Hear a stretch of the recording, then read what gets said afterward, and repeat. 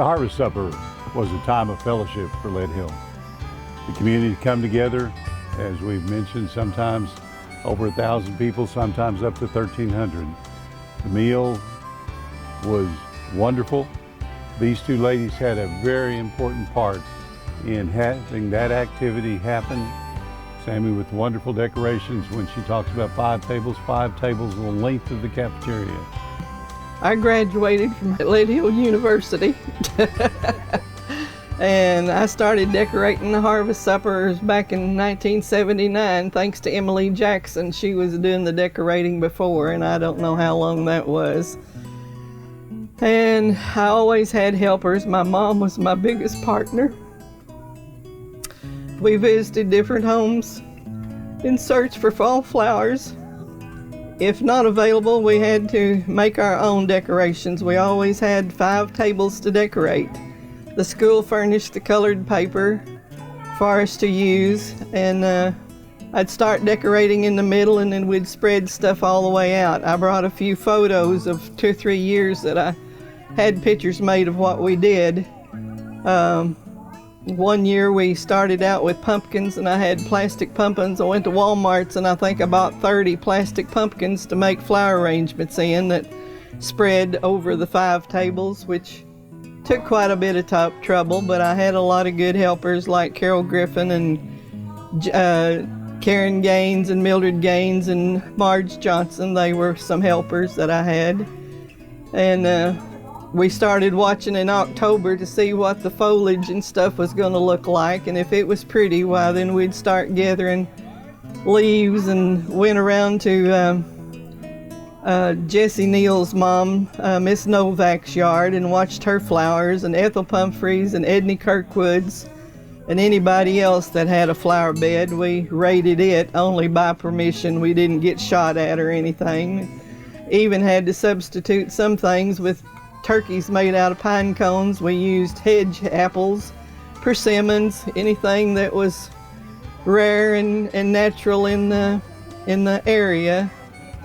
And I decorated in 79, 80, and 81, and my kids graduated in 85 and 86, and I don't know what happened after that. So I appreciate you.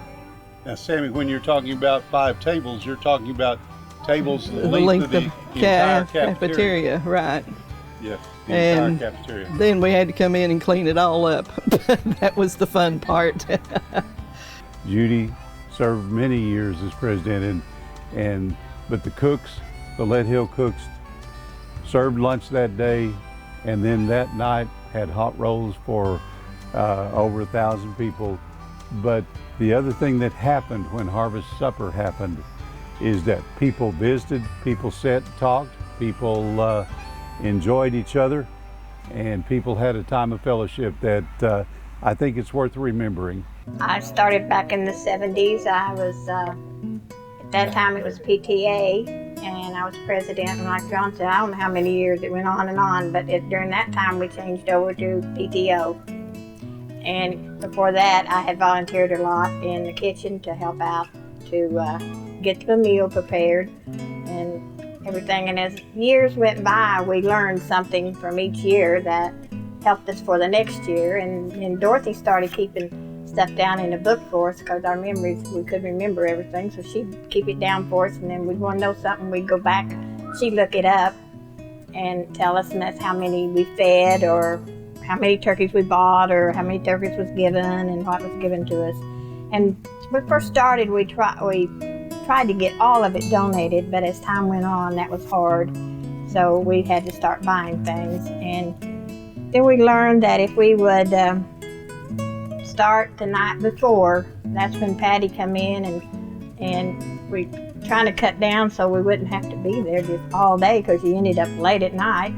And we started cooking the turkeys the night before and deboning them and putting them up, and then we did a lot of other, like boil the eggs, and they would be ready for the next day.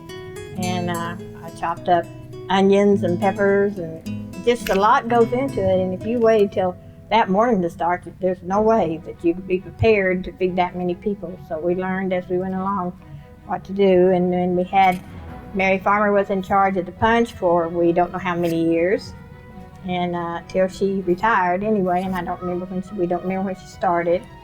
And then there was different people that was in charge of the desserts, and that's what we ended up. And all the last 2 years, the desserts was donated, so we didn't have to put out money for those. And it got to where some of them say, did so-and-so bring this, or did so-and-so bring that? Where's it at? They had had it before, and they liked it, and it was very good.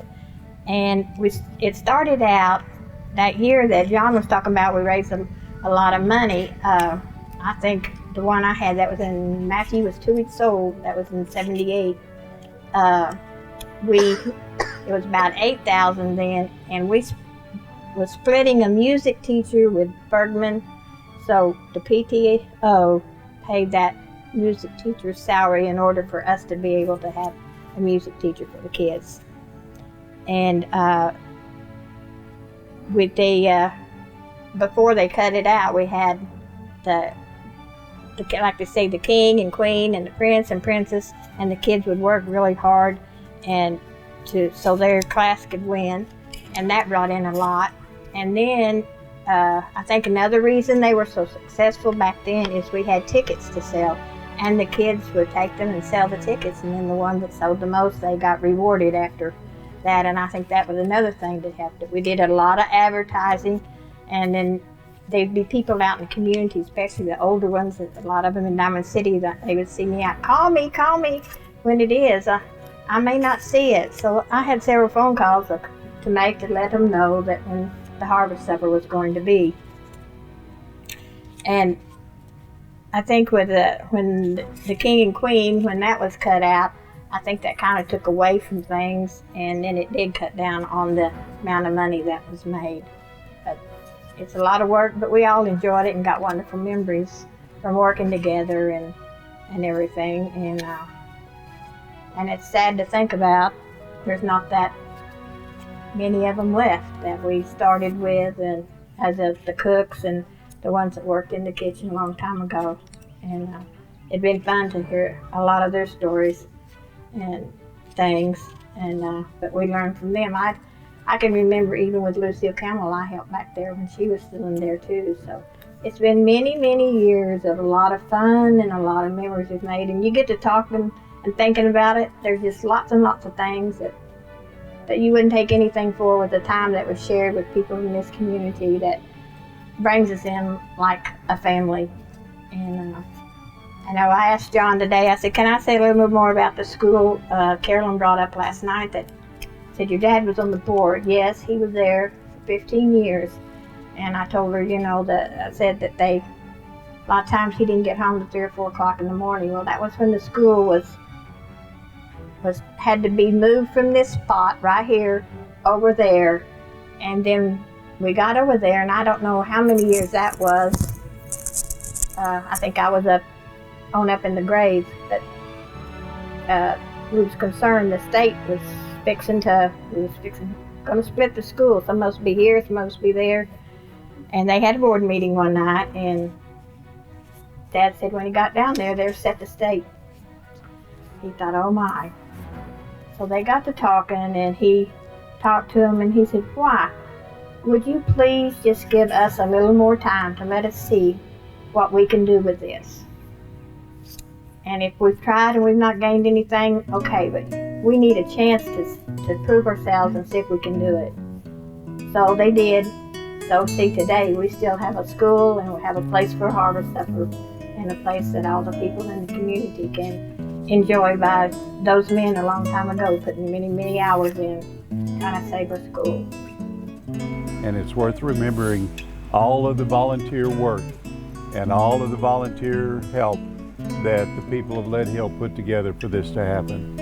So as we close tonight, it's kind of a memory that we want to say to all of those people who had a part in this, especially to all the cooks that worked through the years in Lead Hill. I was administrator there, and I happen to know that it was all volunteer. There was no extra pay. None of the cooks ever asked, none of the people that worked ever asked for extra compensation for doing that. They did it because they felt that it was important to the kids at Lead Hill. As Judy said, even all the way to paying teacher salaries.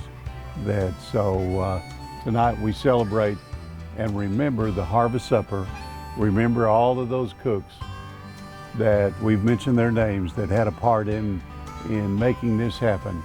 And these two ladies had a huge part in that, and we appreciate them being here tonight.